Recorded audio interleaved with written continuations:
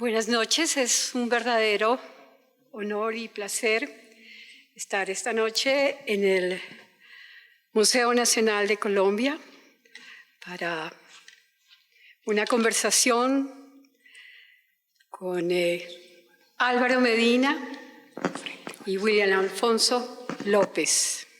Álvaro Medina, autor de Sol Marchito, y William López, director del Museo Nacional de Colombia. Son extraordinarias razones para estar en esta casa por la condición de quienes conversarán con ustedes sobre una novela con razones históricas, pero también de carácter fundacional. Cuando recibí este extraordinario manuscrito, entendí desde su primera página que se trataba de una nueva manera de contar la historia de Colombia desde muchas disciplinas. Era un instrumento de precisión y yo no quería que ese manuscrito se acabara. Y como a veces los lectores somos desobedientes, entonces empecé a saltar por él y a leerlo no de forma lineal, y siempre encontraba que todo estaba perfectamente historiografiado y ficcionado y todo lo demás que un lector necesita.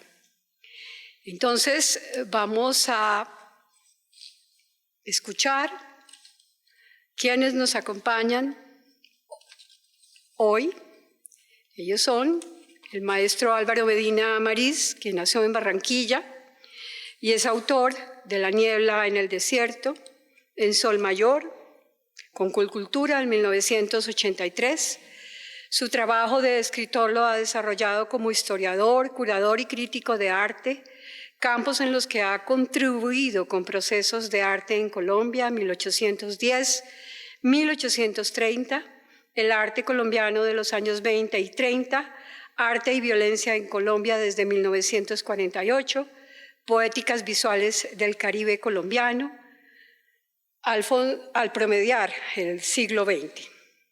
Este último libro documenta las actividades del Grupo de Barranquilla en torno a La Cueva, el bar donde conoció y trató a los protagonistas de un momento cumbre de la literatura y las artes plásticas colombianas. Álvaro Medina incursionó en los suplementos dominicales bogotanos desde 1960 en los albores del movimiento nadaísta.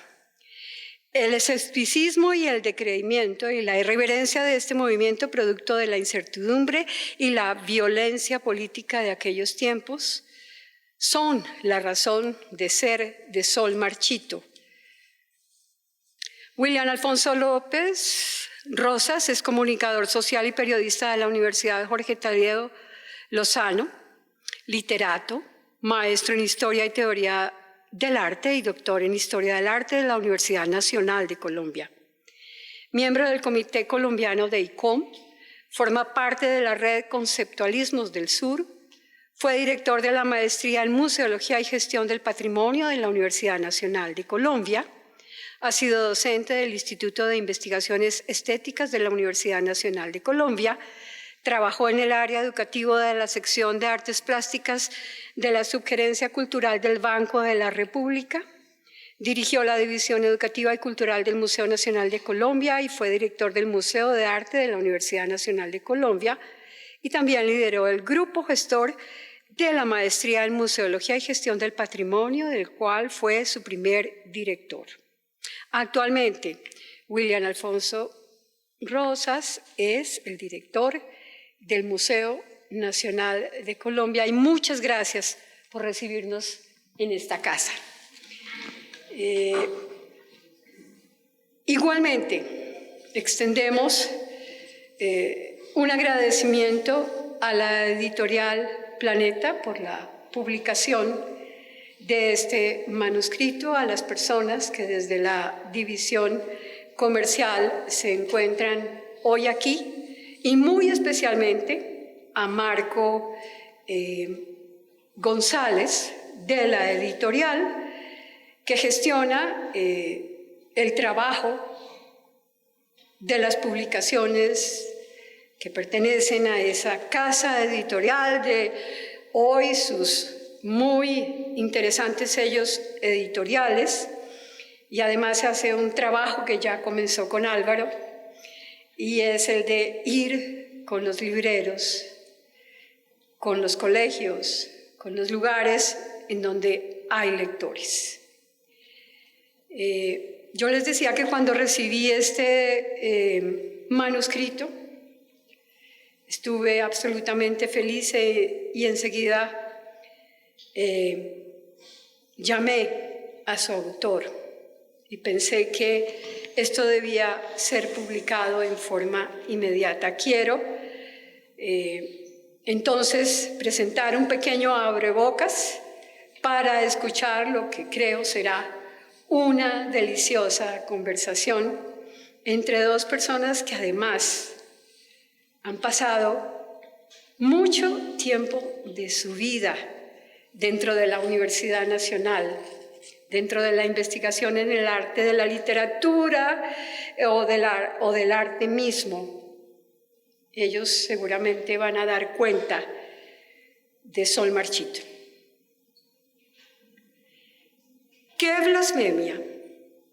En el colmo de los colmos, la paloma fue pintada en la fachada de nuestro liceo, rebasándose la copa. Como nos informamos de que la imagen de la pintura había sido creada en la clase de cierto profesor alemán en formación, protestante y filosofía darwinista, que enseñaba en un colegio público vecino, a ese profesor esperamos en la esquina de su casa y lo atacamos con bolsas llenas de bota recogida en el establo de Mejía. Nuestra acción motivó que los ateillos con diablillo apedrearan la residencia de don Sergio Arboleda y luego el techo de la iglesia de las Aguas. El choque de las dos corrientes pedagógicas fue tan emotivo y pleno de incidentes que dejé de practicar el verso desgarbado y me dediqué a bosquejar con Pedro Pablo una novela que hoy llamo La Maldad, y al principio denominé La rabia y la venganza, luego La rabia negra y la venganza roja. Confesando mi grave pecado literario, no sobra admitir que si tu padre ha sido un fracaso como poeta, como novelista no es mejor, pero algo sabe o cree saber en el tejemaneje de plantearse un argumento y resolver un desenlace. Me preguntas algo asombrado porque no tenía noticias de mi no menos fracasado filón de narrador. ¿Qué va a pasar con La Maldad? La empecé con entusiasmo y la abandoné hace casi media vida, dejándola inconclusa.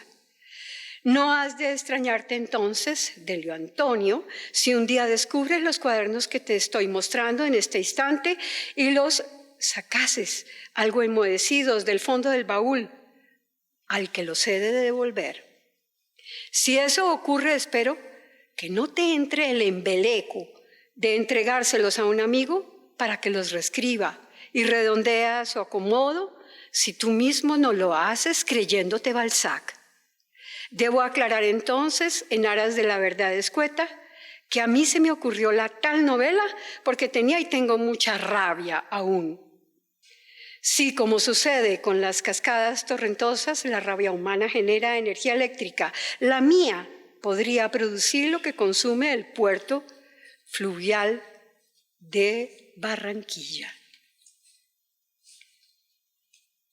Porque volviendo al corazón del cuento que te cuento, el armisticio que se redactó y firmó en el 77 hizo que los conservadores colombianos nos sintiéramos como los habitantes de un planeta, sin luz, ni aire, ni agua, ni tierra, ni cielo, ni arriba, ni abajo, ni lados, ni nada, sin nada de nada, Delio Antonio.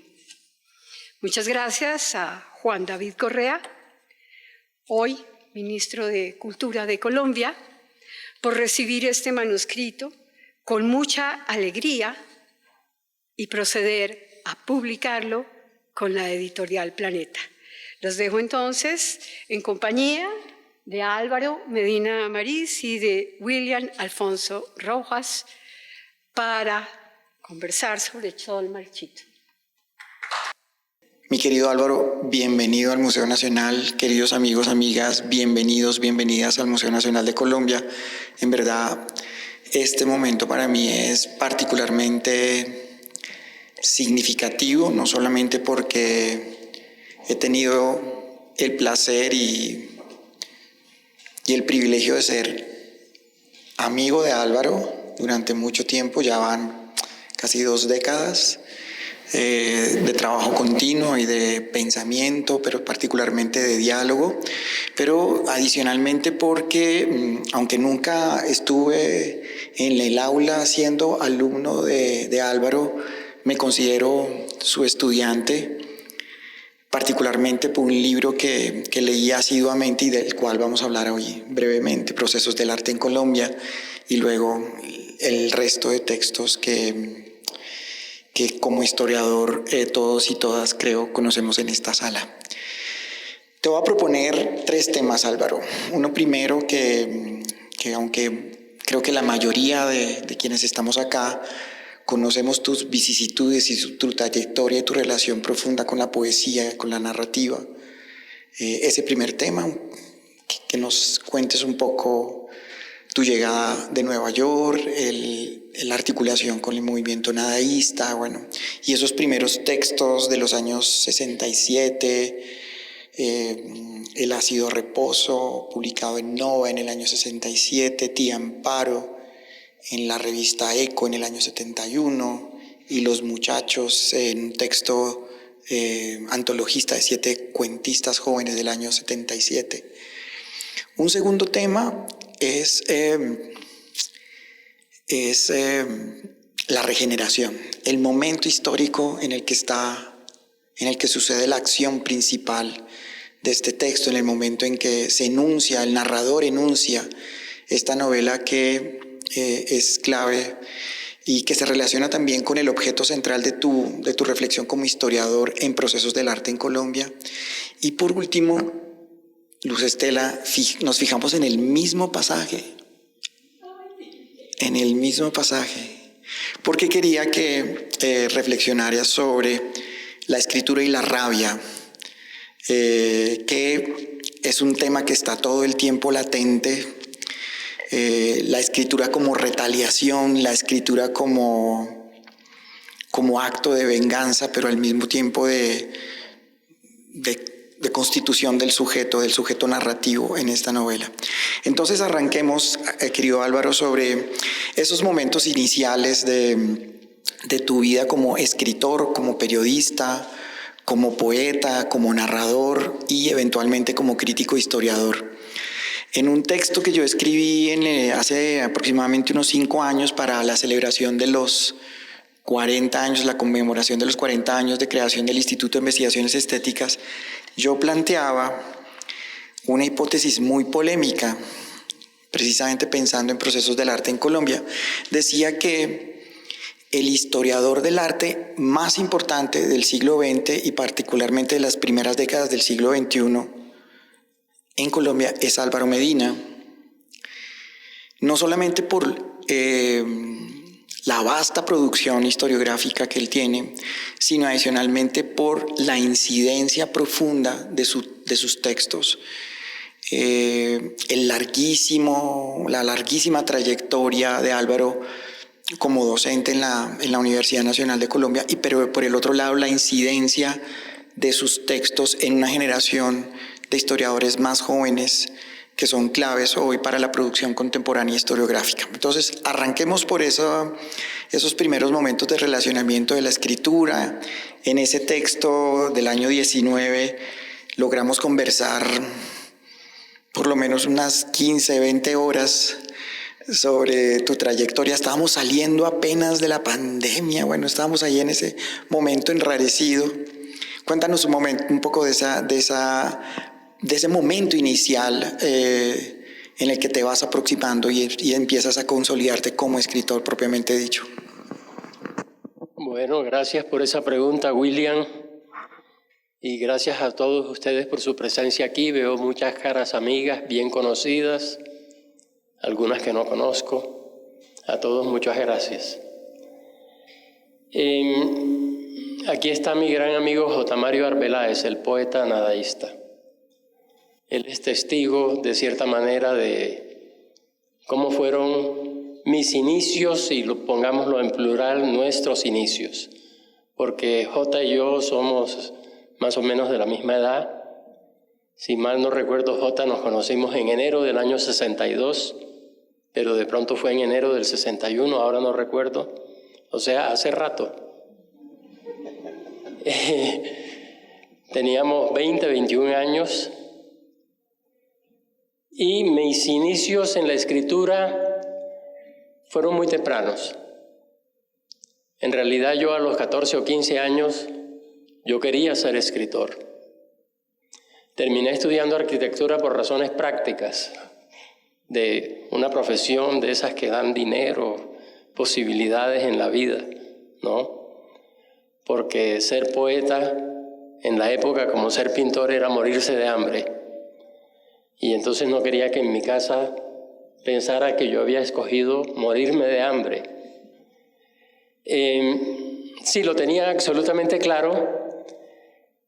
Y cuando estaba en el penúltimo año de bachillerato, llegó a mi colegio vía un panfleto escrito en papel carbón, un manifiesto nadaísta. Nos entusiasmó leer ese manifiesto.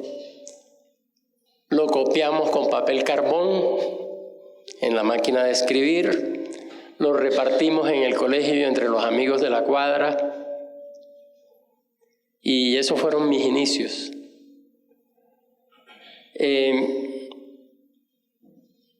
Los suplementos culturales de la época eran realmente de muy buena calidad, tenían circulación nacional. Es una lástima que se han desaparecido, porque esos suplementos tenían una ventaja, o muchas ventajas, pero menciono una.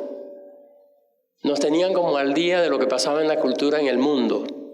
Y digo en el mundo porque traducían textos de otros idiomas, publicaban comentarios de libros con cierta abundancia, que cubría prácticamente todos los aspectos, digamos novela, cuento, poesía, ensayo, temas sociológicos, temas políticos, autores latinoamericanos, autores traducidos, digamos, del inglés, del francés, a veces del italiano y el alemán. Entonces yo digo, hoy en día, y lo digo como crítica, una persona que vivía, y claro, escojo sitios extremos geográficamente, en Leticia o San Andrés o La Guajira, recibía ese periódico y se enteraba de una serie de cosas que hoy en día no se entera. Como historiador, yo he revisado prensa colombiana desde el siglo XIX hasta hoy. Esos suplementos eran excelentes. Es decir, en la época yo los leí y los he vuelto a leer en las bibliotecas. Y descubro que realmente eran de altísima calidad. Eso, digamos, alimenta mi vocación. Yo leo textos de otros autores que en la época uno los miraba así como los más grandes, y eso, por supuesto, me incentivaba cuando tenía 17, 18, 19 años a seguir escribiendo y a enviar a los suplementos a ver si me publicaban. Y la primera vez que mandé 3 cuentos al suplemento del Espectador. Eso fue más o menos mayo o junio del año 60. Yo iba a cumplir 19 años Y el suplemento del Espectador me publicó 2 de los 3 cuentos, lo cual era excepcional, publicar 2 cuentos del mismo autor. Un par de meses después, haciendo una prueba, envié un cuento al suplemento del Tiempo y el suplemento del Tiempo lo publicó.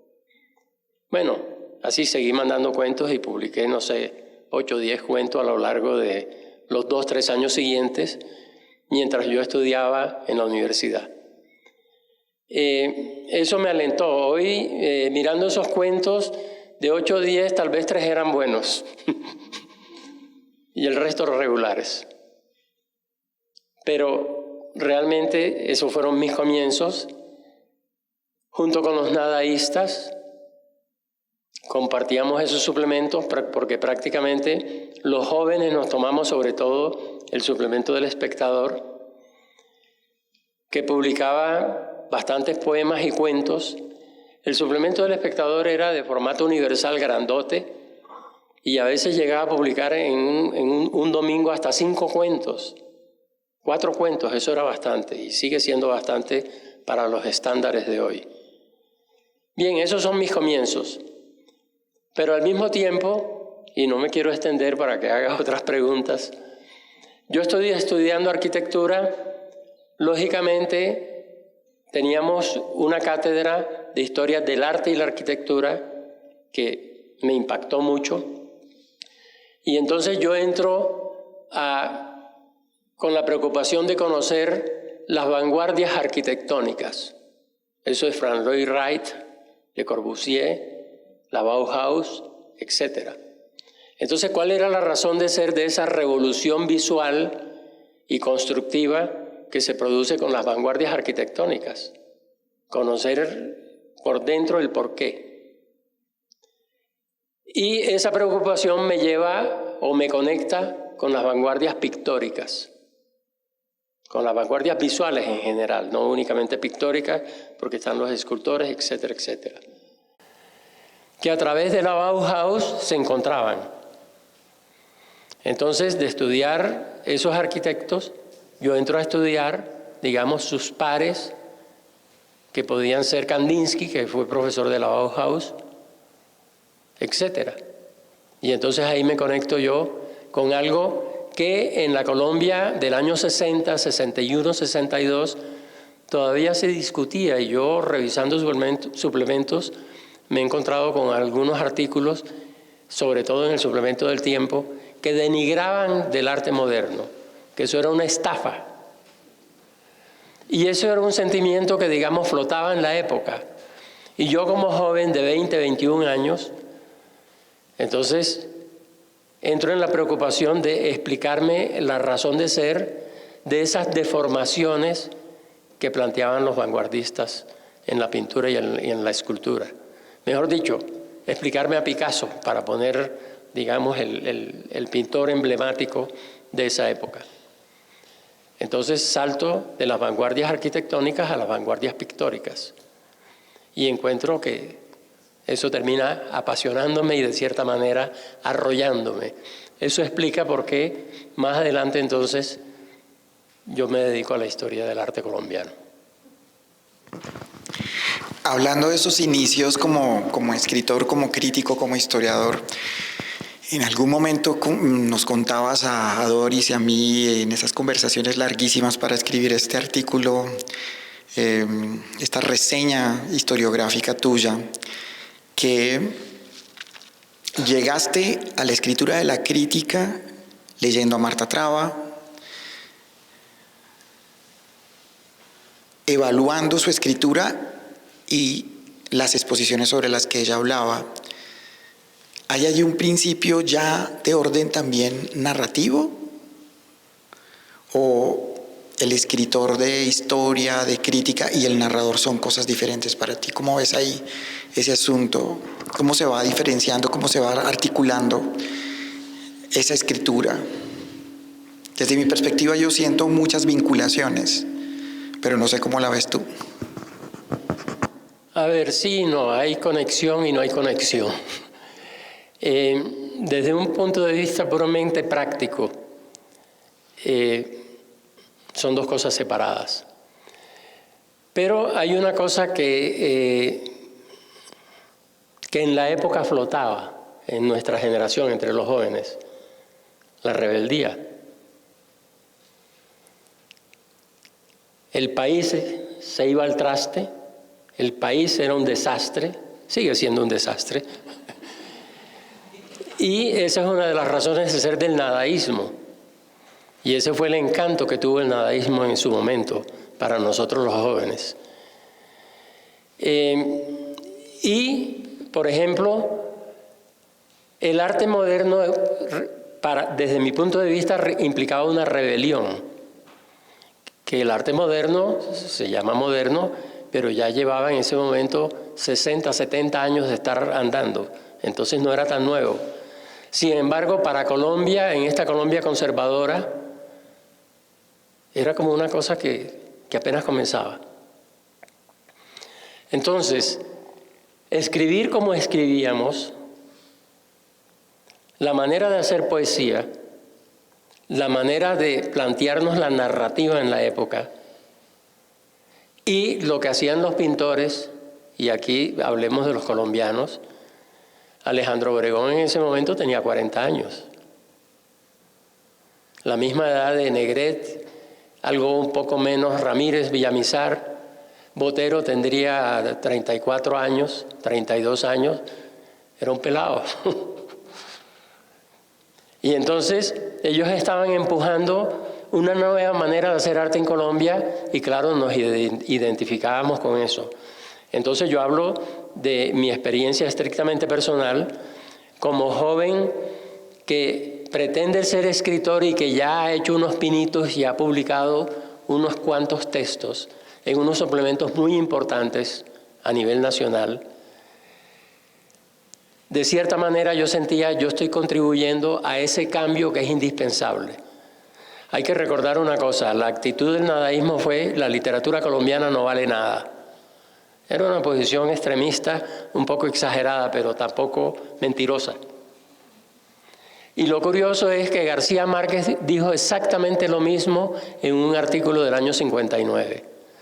O sea, la literatura colombiana, como nos la presentaban, era una inflación, era una cosa inflada.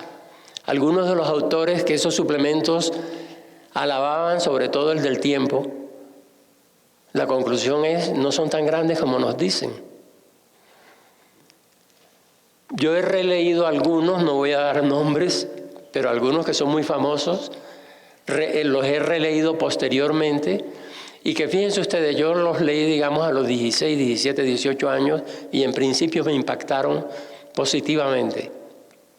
Los leí después y quedé desinflado.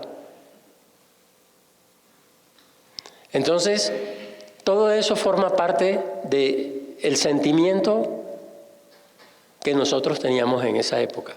Entonces, cuando tú me preguntas si las dos cosas están separadas, digamos, el interés en el arte y el interés en la literatura propiamente, y en la ficción particularmente, mi respuesta es: estaban unidas con ese criterio de rebelión.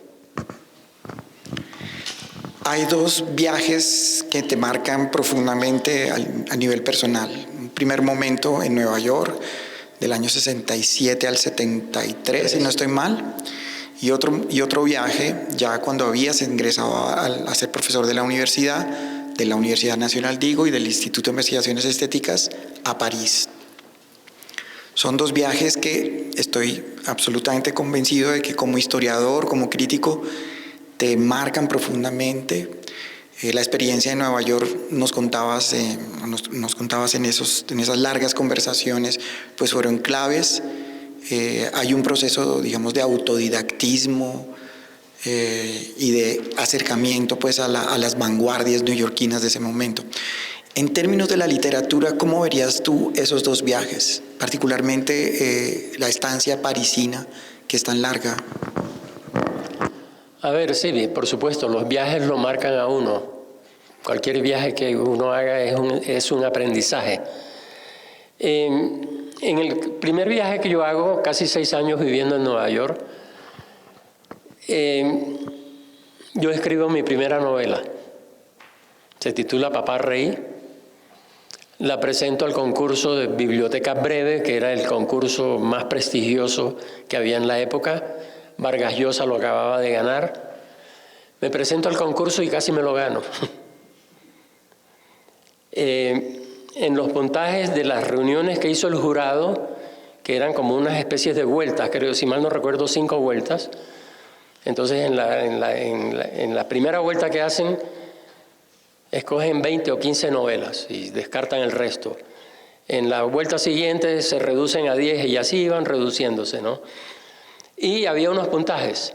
Entonces, a mí me mandan como participante, concursante, las actas, que las perdí, por cierto. Y entonces ahí estoy siempre como en el segundo puntaje. En la penúltima vuelta paso al tercer puesto. Y después se define, y el ganador del premio ese año fue Juan Benet, español. Seix Barral en principio me dice, nos interesa publicar su novela, una novela experimental, completamente experimental, dentro del espíritu nadaísta que a mí me animaba. Porque, digamos, nuestra rebelión era, hay que hacer una literatura distinta. Y la literatura distinta que yo me planteé es, aparte de un tema urbano, es la historia de un futbolista del Junior, un nuevo tipo de personaje, y ahí ya había un principio de apartarme de la tradición. Un jugador del Junior en el primer campeonato profesional. Y entonces la historia la resumo brevemente así. Un señor que es un carpintero, que ya está mayorcito, tiene 32, 34 años, algo así. O sea, ya está que sale digamos, de su fuerza juvenil, su primera fuerza juvenil, y se encuentra que lo que ha hecho toda su vida, patear el balón, que es lo que más le gusta, de pronto comienza a ganar plata pateando balón y ganando buen dinero. Pero hubo un conflicto histórico, y es que la AD Fútbol, que se encarga del fútbol aficionado, tiene sede en Barranquilla y es la afiliada a la FIFA. Y la recién creada DIMAYOR o División Mayor del Fútbol Colombiano, que es el fútbol profesional, pero que no está afiliada a la FIFA. Por eso es que Barranquilla es la sede de los Juegos de la Selección Nacional. Se produce un conflicto entonces entre profesionales y aficionados, las dos ligas, llamémosla así. Porque se iba a jugar el Suramericano de Fútbol en Brasil. En ese primer campeonato, que fue muy corto, de agosto a diciembre, el campeón es Santa Fe y el subcampeón es Junior. Pero el único equipo que tenía solamente jugadores colombianos era el Junior, que era de Barranquilla. Entonces, en una decisión, por supuesto, regionalista, la AD Fútbol decide que a Brasil, al campeonato suramericano, manda un Junior reforzado. Era el subcampeón, tenía más o menos sentido.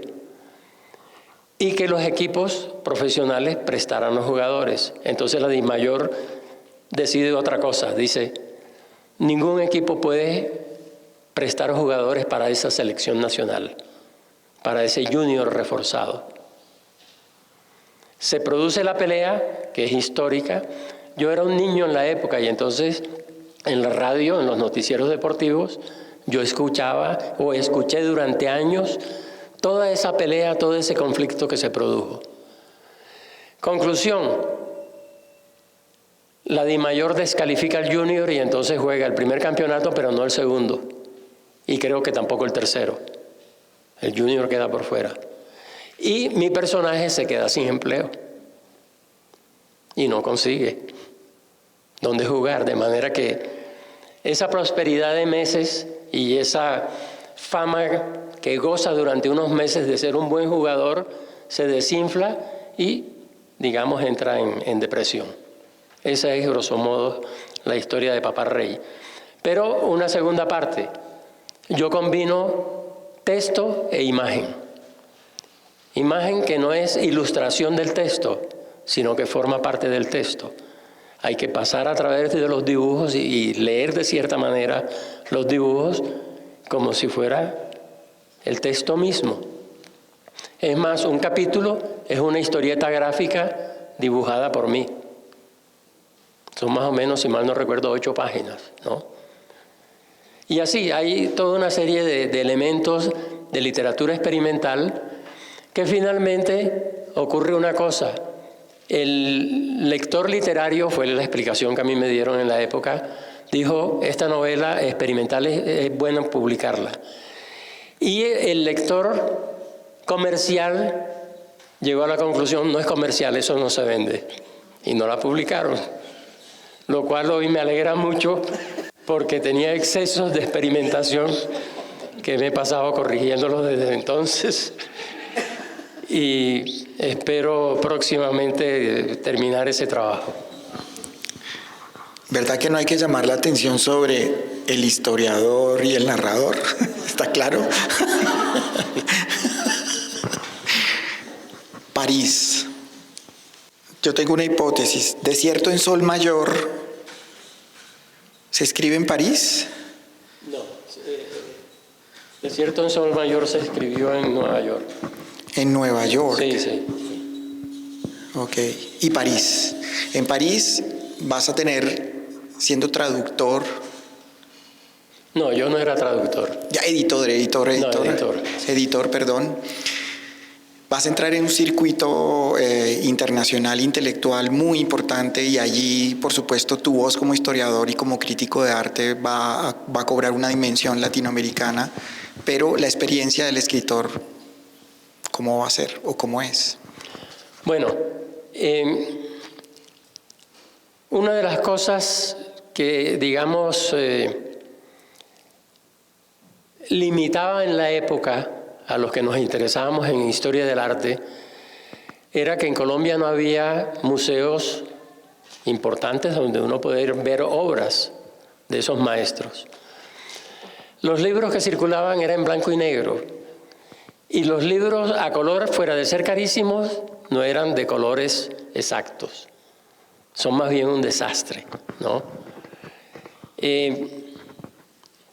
Entonces, la estadía en Nueva York de 6 años me permitió, al fin, entrar en contacto con los maestros.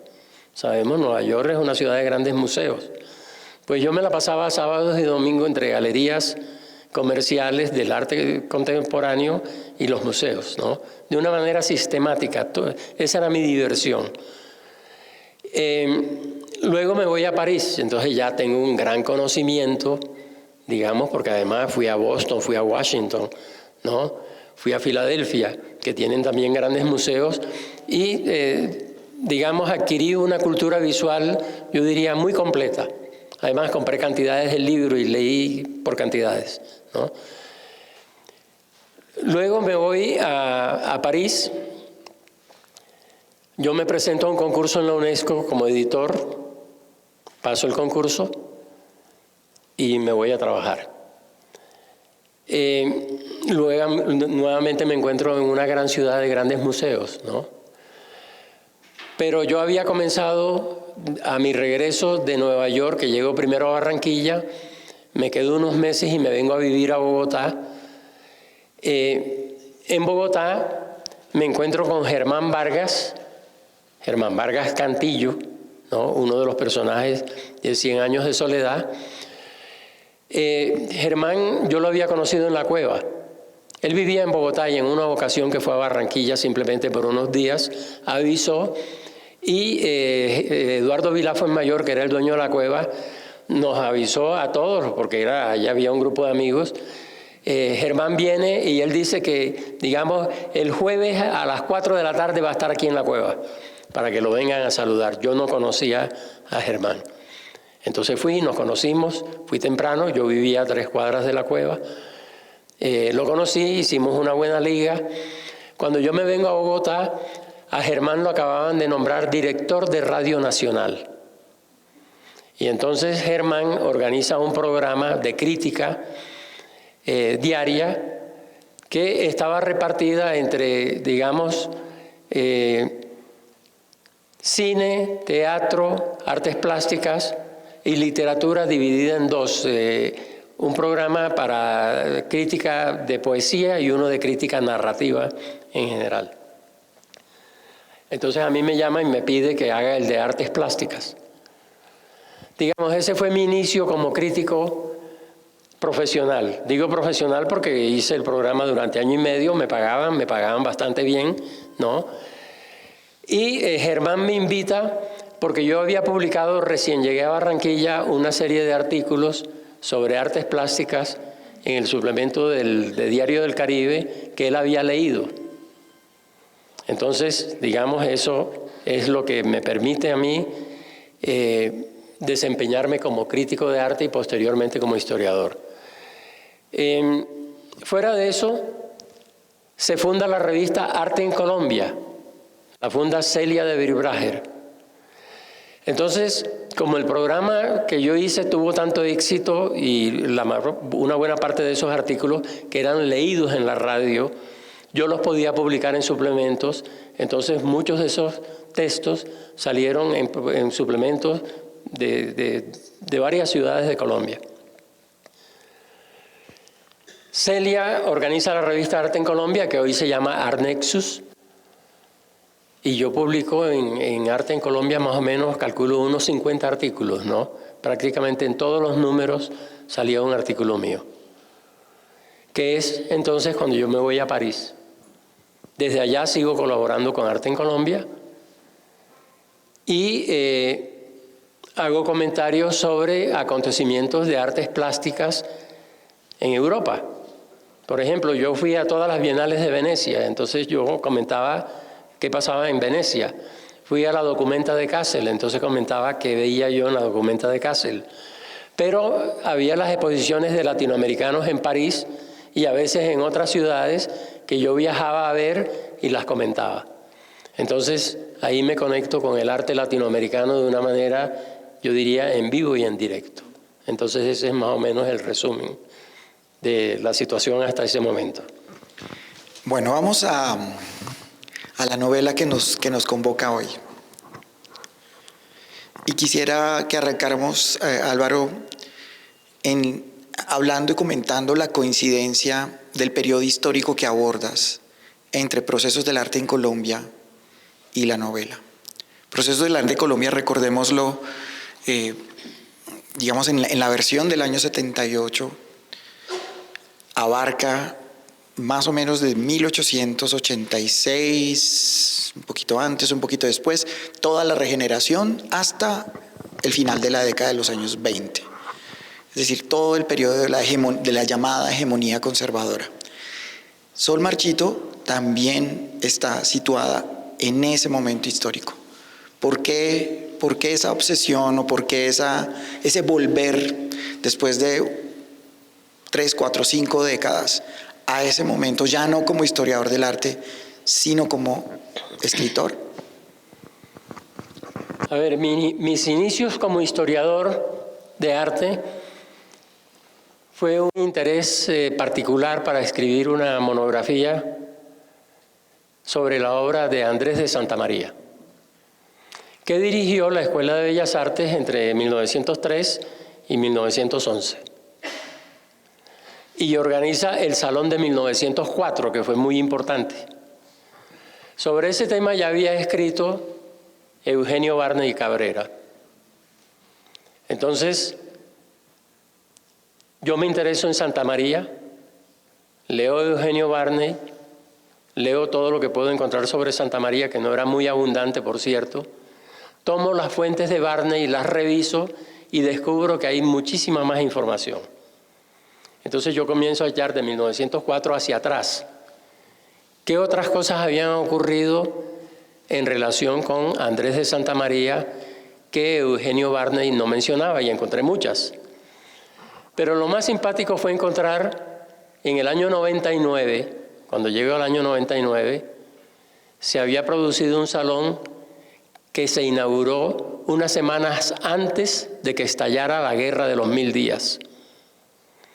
Entonces, mientras yo encuentro la información pertinente a mi tema, ¿no?, yo descubro las noticias políticas. Yo leo prensa tanto liberal como conservadora. Y en las noticias políticas aparece que el ambiente se estaba calentando y algunos comentaristas llegaban a anunciar: vamos a entrar en guerra, vamos a entrar en guerra. Las cosas están muy feas, ¿no? Y la guerra estalla. Lo simpático es que el salón se inaugura y esa atmósfera belicista antes de la guerra se mete en el salón. Eso me pareció muy simpático. Se mete en el salón, ¿de qué manera? Que en los periódicos liberales decían que los retratos de los grandes dirigentes conservadores eran malos retratos. Y los conservadores a decir que eran magníficos retratos. Claro, esto estaba mediado por la cuestión ideológica, ¿no? Entonces ese retrato de Rafael Núñez es horrible. Ya Rafael Núñez había muerto hacía años, ¿no? Ese retrato de Miguel Antonio Caro es espantoso. Entonces me pareció muy simpático y entonces yo comienzo a fotocopiar las noticias relacionadas con la guerra, no solamente las de arte, sino las de la guerra. Bien, digamos, eso queda como aislado. Yo todavía no he pensado absolutamente nada en relación con Sol Marchito, que yo escribo por una razón muy sencilla. Cuando yo tengo, digamos, 18, 19 años, 17, 18, 19 años, yo leo mucho y encuentro dos referencias a la Guerra de los 1000 días en dos autores: Manuel Mejía Vallejo y Gabriel García Márquez. En cuentos, o por ejemplo en La hojarasca, ahí hay toda una mención de la Guerra de los 1000 días. Y luego en otros cuentos aparece ahí simplemente una mención: la Guerra de los 1000 días. Yo estaba convencido de que uno de los dos iba a escribir la novela de la Guerra de los 1000 días. Que yo de niño algo había oído, porque un tío mío, que era liberal, mi familia era conservadora, mencionaba eso, y entonces a mí me pareció como, realmente me fascinó como tema, al tiempo que me horrorizó, ¿no? Porque yo recuerdo haberle preguntado a mi tío: ¿y qué es una guerra civil? Hay que recordar una cosa: mi niñez transcurre y tengo memoria de algunos acontecimientos cuando está terminando la Segunda Guerra Mundial. Y esa yo la entendía, es una guerra ya entre países.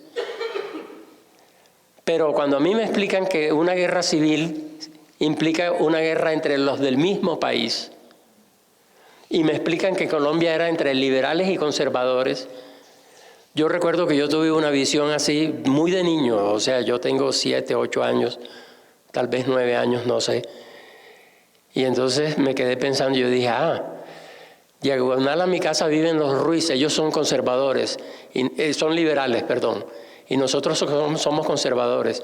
Entonces es como si nos agarráramos a plomo entre ellos y nosotros, entre los Ruiz y los Medina. Y la idea me horrorizó. Me pareció espantosa.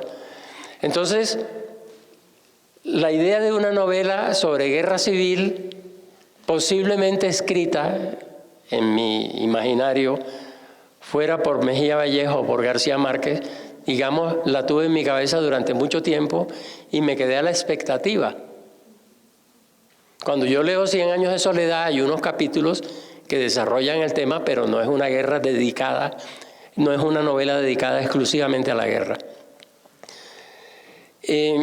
Cuando yo escribo Procesos del arte en Colombia, precisamente, entonces yo me quedo pensando, bueno, esta novela finalmente no ha salido.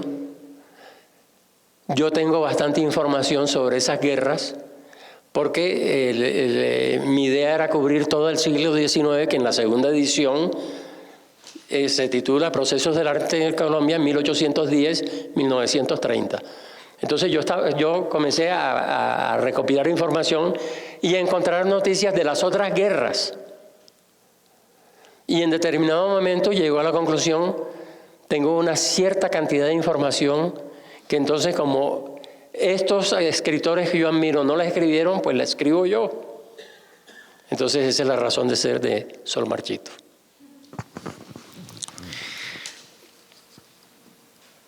Antonio Bautista de Jesús Ñungo Ruiz es el narrador. ¿Miento? ¿Leí mal? ¿Leí bien? Y su perspectiva es una perspectiva conservadora. Y claro,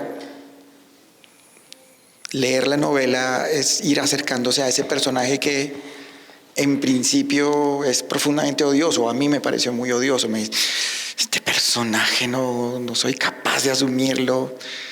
Y a medida que uno va ahondando en la escritura,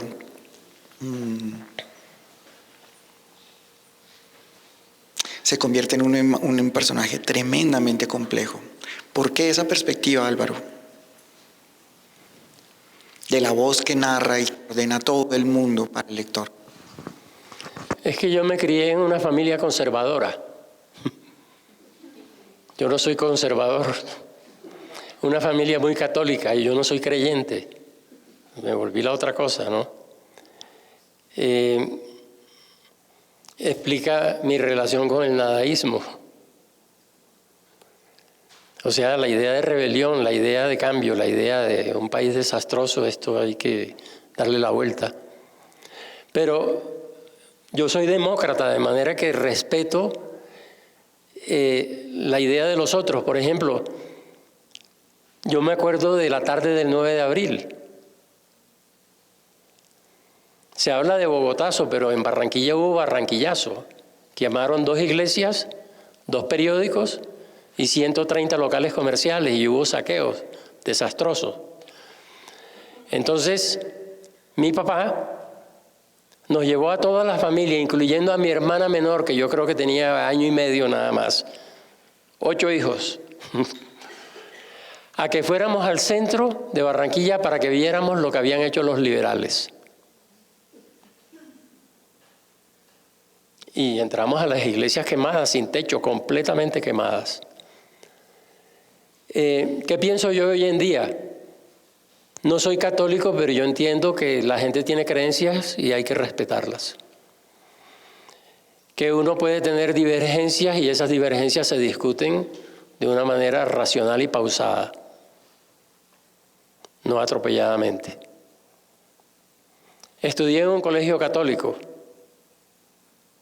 y me tocó oír misas 2 veces a la semana durante 9 años. De manera que conozco ese mundo y yo todavía no entiendo por qué se quemaron esas iglesias. A pesar de que me puedo identificar con el pensamiento que en el fondo guió la quema de esas iglesias. Son 2 cosas distintas porque tampoco estoy de acuerdo con la Inquisición, ni con los fundamentalismos, sean islámicos o sean hebreos o lo que sea, porque hay fundamentalismo por todos los lados, ¿no? Entonces, Sol Marchito, yo adopto ese enfoque en la primera parte. El personaje es un dirigente conservador y para no alargarme, simplemente porque la novela narra las 4 últimas o considera las 4 últimas guerras civiles del siglo XIX. 76, 85, 95 y 99, que es la guerra de los 1000 días. Ahora, esa primera guerra, la del 76, el personaje que narra la vive siendo un adolescente. Entonces, él le cuenta al hijo, no les voy a contar la novela, pero la narración es simplemente, el padre le cuenta al hijo que está enfrente, se sientan en el jardín de la finca, le dice, tú hoy cumples 21 años, entras en la mayoría de edad, y tú vienes de Nueva York, yo vengo de Bogotá, y entonces te quiero contar la historia de nuestra familia porque tú no conoces mucho detalle de nuestra historia familiar. Y le comienza a contar la historia, larguísima. Están tomando trago, están festejando. Y claro, él cuenta la historia desde el punto de vista conservador. Mi preocupación principal fue meterme de lleno en la cabeza de ese señor, entenderlo. Sus frustraciones, sus rabias, sus dolores. Para llegar a esos dolores íntimos, esto no se lo he contado a nadie, una de las cosas que hice fue adquirir la mayor cantidad de CDs que pude con el tema de requiems, Stabat Mater, misas de difuntos, etc. Toda una colección, incluyendo compositores muy contemporáneos. Y entonces, ¿con qué propósito? Con el propósito de escucharlos permanentemente, me volvió excesivo en determinado momento, para captar la atmósfera de ese dolor que me podía comunicar esa música y transmitirla al texto. Entonces esa es la razón de ser de esa primera parte. Creo que ya terminamos, ¿no? Una última pregunta para abrir el micrófono a 2 o 3 personas, Álvaro.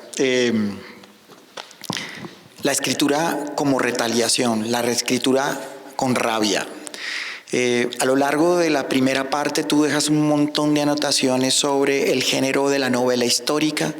Hay unas anotaciones bellísimas, muy incisivas, muy agudas, en la que el narrador precisamente está reflexionando sobre la narración y la narrativa. Este momento que nos leyó Luz Estela, en donde recuerda esa novela que finalmente abandonó, pero que tiene ese planteamiento.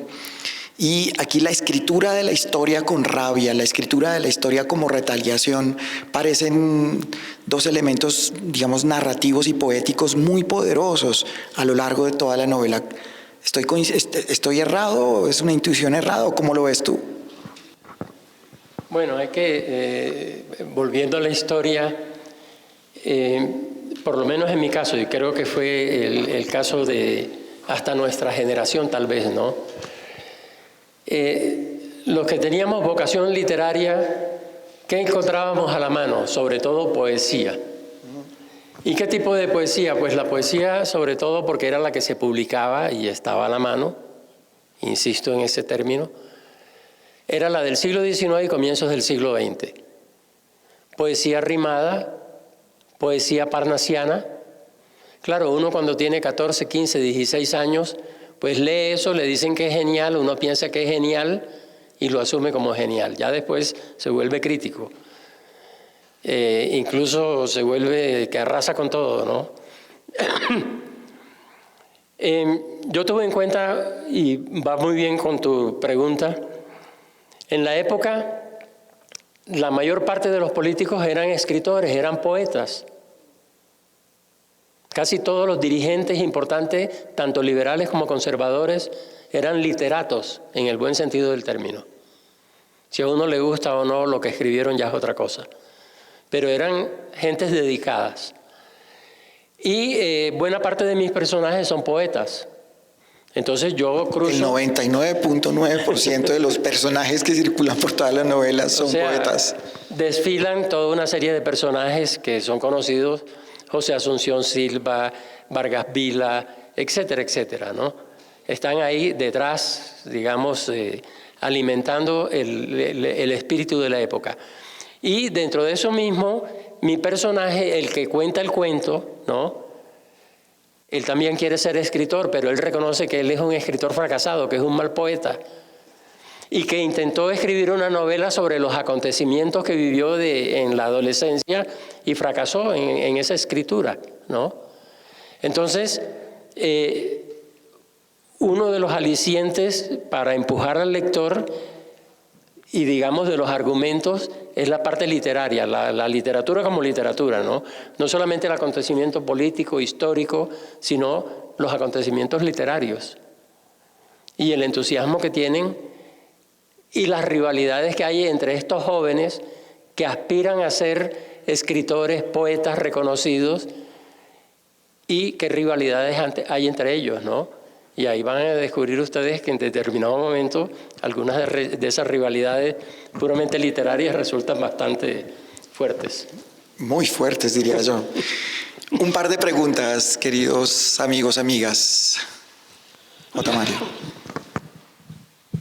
Vamos primero acá. Álvaro, estoy muy satisfecho muy honrado, muy orgulloso de asistir esta noche. Le dije a mis amigos, este es como un momento de la culminación, a pesar de que todo lo que has hecho aparte, de la obra de Álvaro Medina, ¿no? La publicación de ese libro que recibí ayer precisamente, su volumen, su intensidad, apenas empecé a leerlo. Entonces, quiero referirme a la historia, pues sí nos encontramos en el año 61, en el Café Colombia de Cali, donde asististe a compartir con nosotros un rato. He seguido toda tu historia a través de tus viajes y tus libros, tus investigaciones, tu tarea primero como cuentista que publicábamos en los suplementos del Espectador, después toda tu trayectoria como crítico de arte monumental. Y en este momento te quiero decir que también por sugerencia u ofrecimiento de la Biblioteca Nacional, hace unos 2 o 3 años, hice una antología de la poesía nadaísta para celebrar los 60 años del movimiento. Y en ella incorporé, se llama 60 poetas nadaístas de los últimos tiempos. Cuando la presenté, me dijeron, no, eso es muy grande, monumental, eran como 800 páginas, rebájale un poquito, pues me tocó rebajarle a la mitad, quedaron 33 poetas nadaístas de los últimos tiempos. Y entre ellos, con mucha satisfacción, recibí tus poemas, que están ahí incorporados. Y de los poemas no te has hecho referencia casi nunca a esa tarea. ¿Qué piensas de tu poesía? A mí me encanta. Esa pregunta hecha por J. Mario es difícil de responder, pero bueno. No, yo, mi actividad poética, esa sí ha estado bastante oculta, bien oculta. Si la de narrador, que la he tenido más en primer plano, ha estado oculta, te puedes imaginar. Es más, en la vida he publicado un solo poema. Es un poema que yo escribí con motivo de la muerte del papá de un gran amigo en Barranquilla, un señor realmente extraordinario. Yo estaba en París, me escribió y me dijo, mi papá murió, y yo le escribí un poema al papá. Y entonces él lo publicó en su columna en Diario del Caribe. Me mandó el recorte de prensa y yo quedé sorprendido, es el único que he publicado, ¿no? Y después, cuando tú me escribes y me dices que mira, que vamos a hacer una antología de la poesía nadaísta, etcétera, etcétera, lo que te mandé, eso es lo único que se ha publicado. Sí, yo tengo un par de libros de poemas inéditos, tengo muchos libros inéditos, y bueno, yo espero que a la vuelta de unos años haber publicado todo. Pero sí es algo que me interesa mucho. Pero he sido un poeta clandestino. Ahí está el título de la antología, Poeta clandestino, Doris, no se te olvide. Otra pregunta. Álvaro, yo lamento mucho que en esta reunión no se haya hablado de todo menos de tu libro, de tu carrera, de tu periplo por el arte, por la investigación. Por eso me atrevo a decirte que yo he leído las 544 páginas del libro y quiero contarle a todos ustedes que tiene lo fundamental que la literatura exige. Se trata de un libro excelentemente escrito.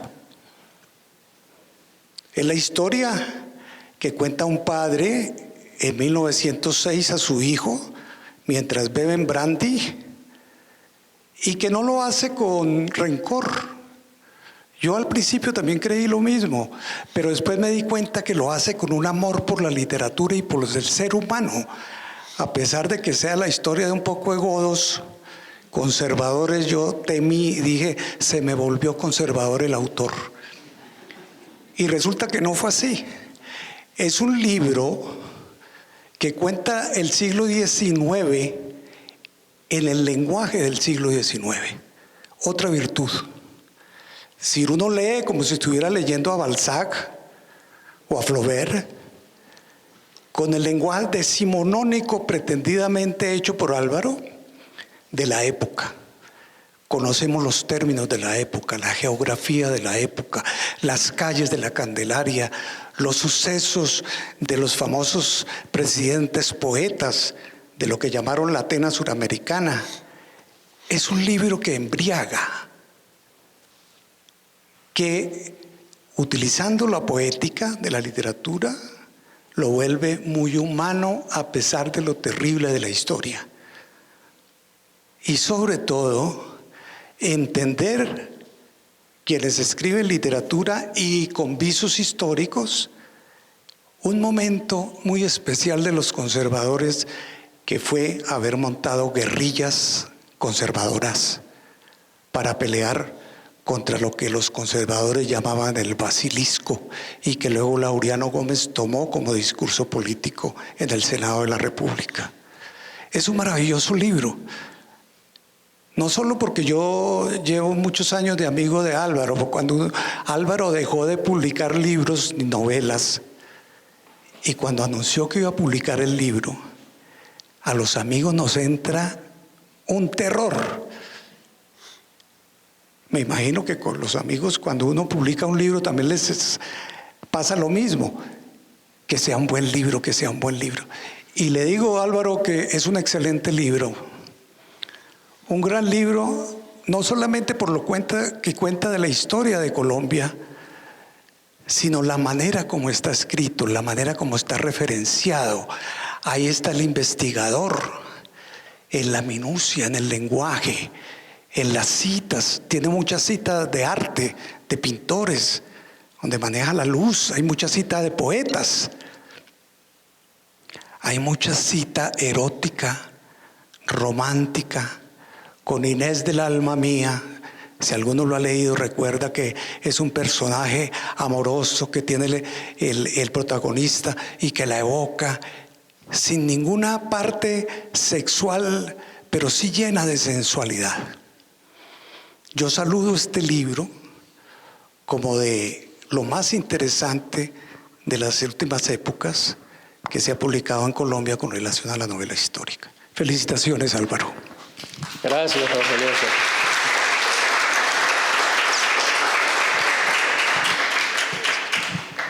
Me dejó sin palabras. No, gracias, Jorge Eliezer.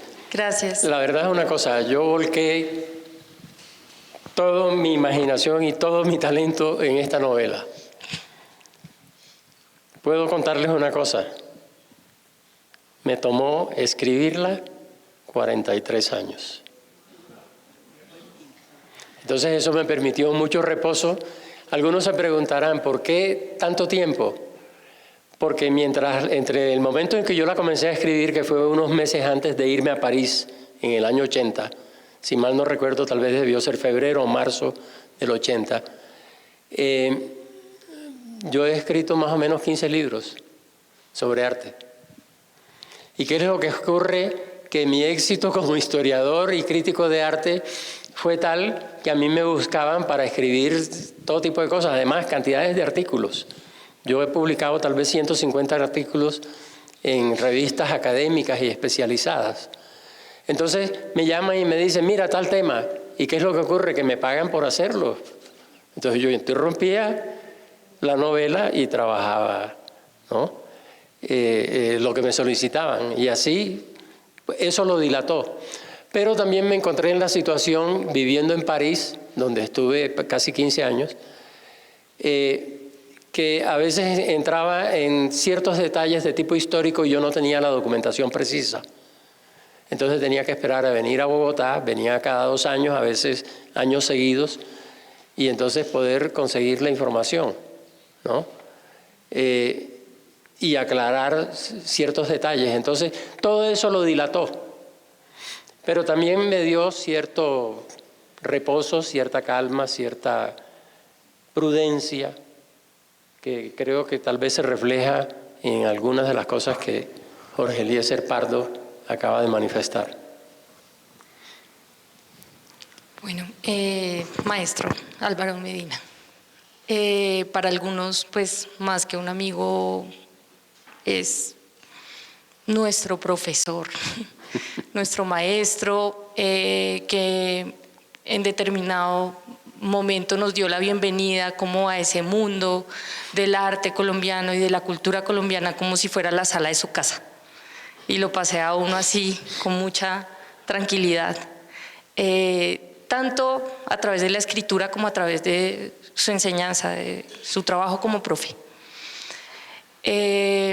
Entonces, yo quisiera hacer una pregunta que de alguna manera se desfasó con esta última intervención, pero el libro termina de escribirse casi en un momento en que Colombia está haciendo una vuelta sobre ese siglo X, sobre ese fin del siglo XIX y comienzos del siglo XX, a través de la violencia también, a través de la guerra.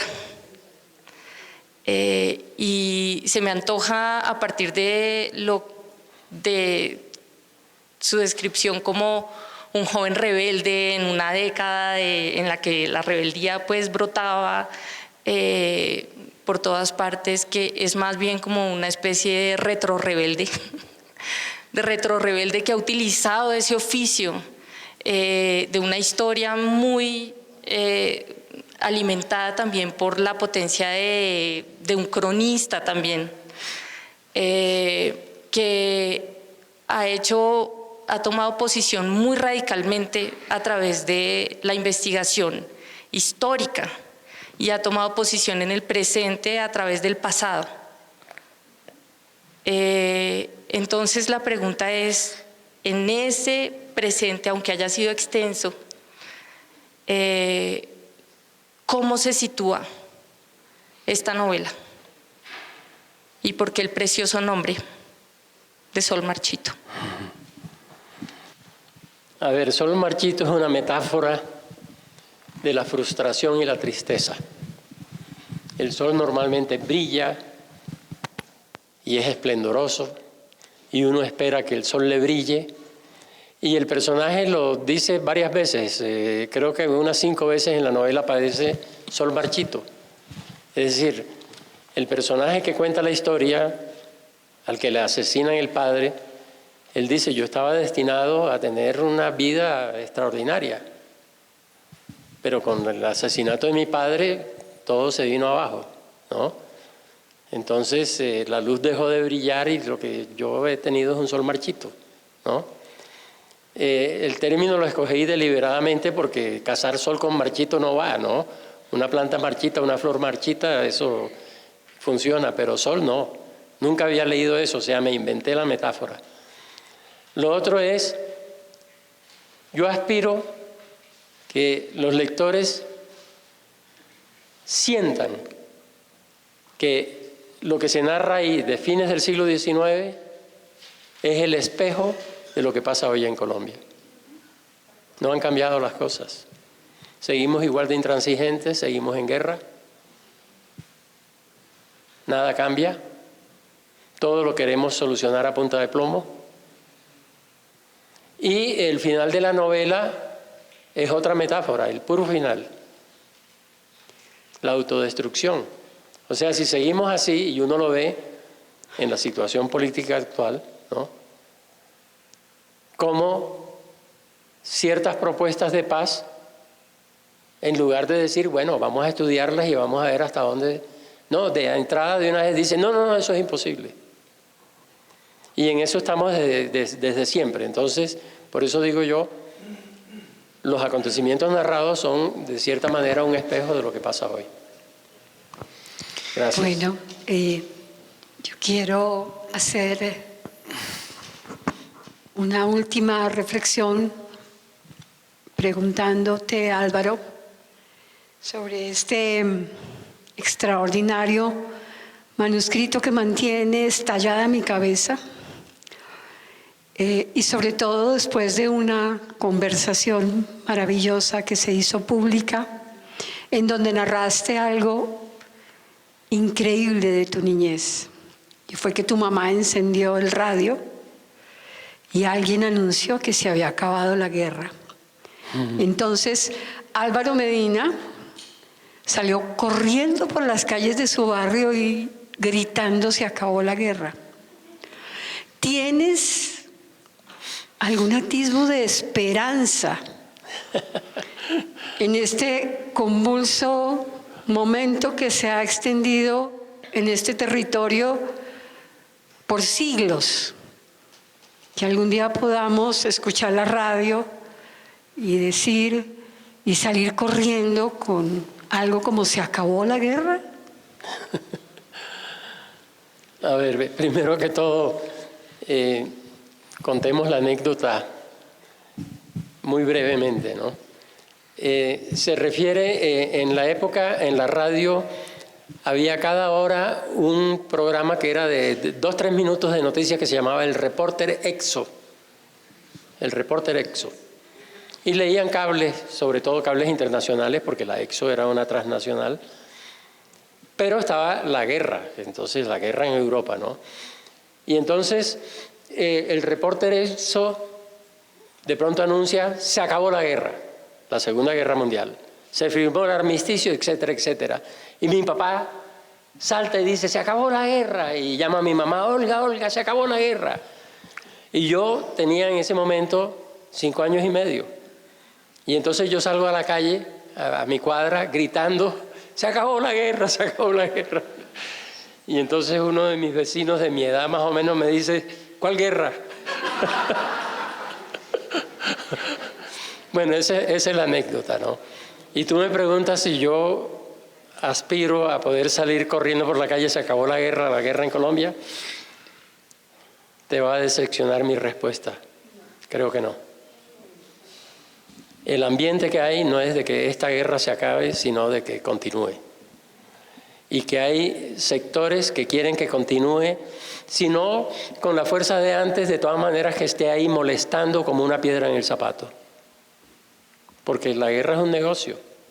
Y ese negocio, hay sectores que se alimentan muy bien de ese negocio y no lo quieren perder, ¿no? Entonces, esa es mi respuesta. Pero quiero equivocarme. Quiero equivocarme. Bueno, gracias a todos. Una última intervención, ¿verdad? Sí, tenemos una última intervención.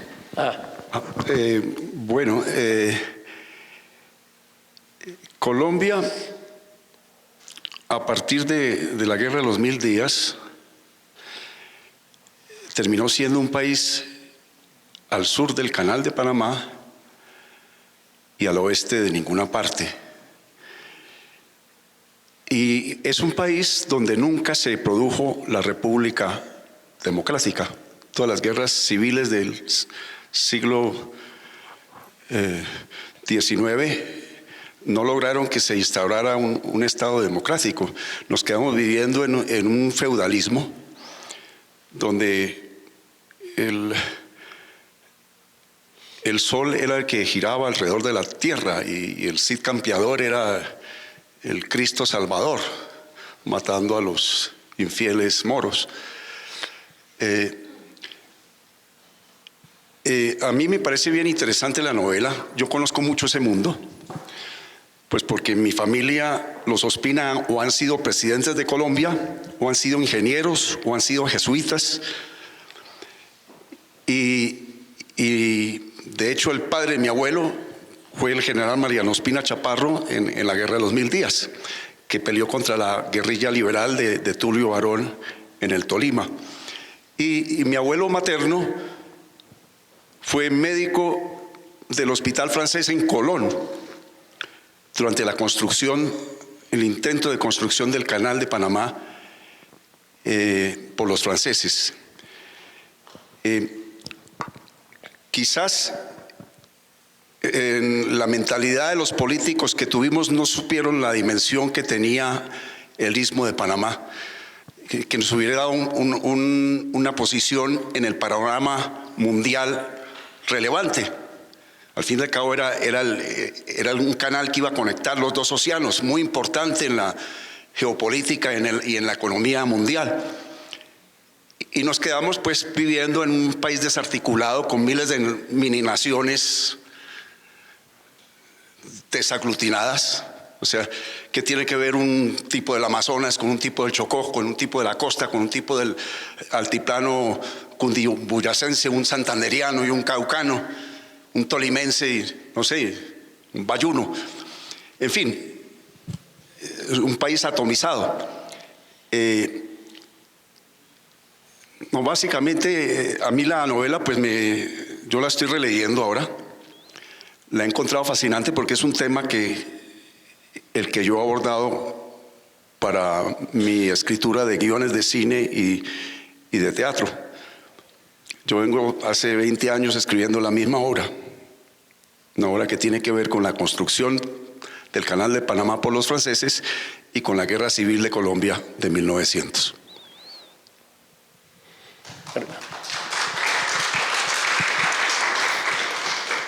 Gracias, Sebastián. No, creo que has hecho nos has dado un contexto de lo que es la época, que creo es pertinente, y tus palabras reafirman las mías, porque en tus palabras hay un dejo de frustración de que este país no ha podido lograr ser lo que de alguna manera debió ser, y que eso se debe a una intransigencia que la tenemos metida en los huesos. Creo que tu tema, que has venido trabajando durante años, y el mío de alguna manera coinciden, ¿no? Y coinciden en ese aspecto. Es decir, ¿qué le está pasando a Colombia? ¿Qué nos pasa a los colombianos que no somos capaces de salir de este atolladero? Vamos a ver el futuro que nos aguarda. Amigos, para cerrar, yo quiero que nos pongamos de pie y le demos un aplauso grande a nuestro gran maestro.